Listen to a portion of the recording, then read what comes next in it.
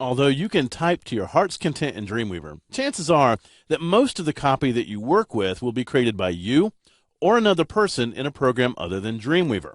Getting text from those documents into Dreamweaver is a fairly straightforward process, but like most processes in Dreamweaver, there are some options that you really need to know about to make the most of your workflow. Let's examine this process in a little bit more detail. So I have our resources.htm file open. Now, you may have noticed, if we're looking over at the Files panel, that we also have an assets directory that has a resources.doc in it as well. That, of course, is a Word document. And I'm just going to switch over to Word really quickly. And this is the document that we're going to be importing into our Dreamweaver file. Now, notice that it has some built-in structure. It has some formatting. It has some bold text, some italicized text. It's got some lists down here at the bottom. So all of our text is formatted and structured really kind of the way that we want it. Well, I'm just going to go ahead and select all of my text.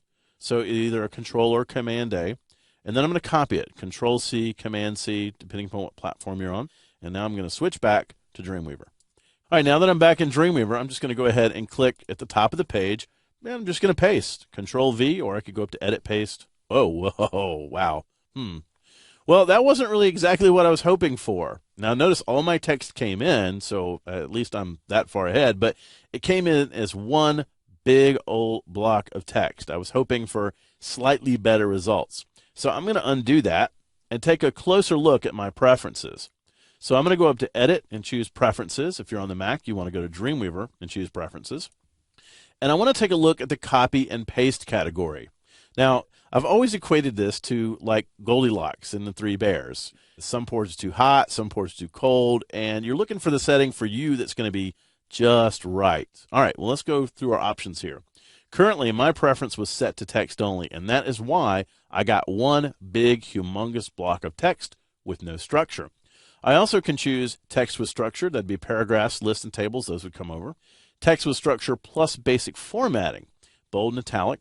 And check this option out. Text with structure plus full formatting, bold, italic, and styles. Now, you might think to yourself, that's going to save me a lot of time.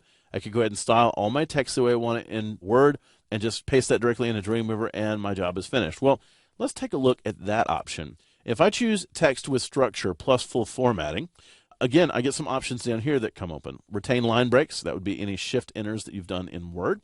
And clean up Word paragraph spacing. Now, what does that mean? Well, if you guys use Word a lot, you know it's very common to hit enter twice to get space between paragraphs.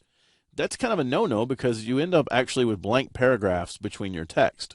So Dreamweaver would go through and just sort of strip all those out. So those are two nice little options. I'm just going to leave them selected. So I'm going to go ahead and click OK and paste my text. This time when it comes in, notice that all the structure came in. There's my lists, although something weird's going on there. I have all my headings. I've got text size coming in. Wow, this is looking great. Well, sometimes things that look great on their surface aren't so great when you dig underneath it a little bit. So I'm going to switch over to Code View, and I see something going on that I'm not too pleased about. Look at this. I have some embedded styles that came in from Word. Now, obviously, if I were working within a larger site, these styles might conflict with my other styles, but certainly they're going to add extra weight to my pages that I don't need. And then I've got some really weird stuff going on here. Span style, so I have some inline styles going on. I have a lot of formatting going on that really shouldn't be driven this way. It should be driven by my styles. A lot of these classes are Word-specific classes, so I've really cluttered up my code by doing that. So that's really not the option I wanted to do. So I'm going to go ahead and undo that as well. So now I'm going to go back to my preferences, and let's see if we can find the one that's just right for us. Well, I'm going to try this one, text with structure plus basic formatting.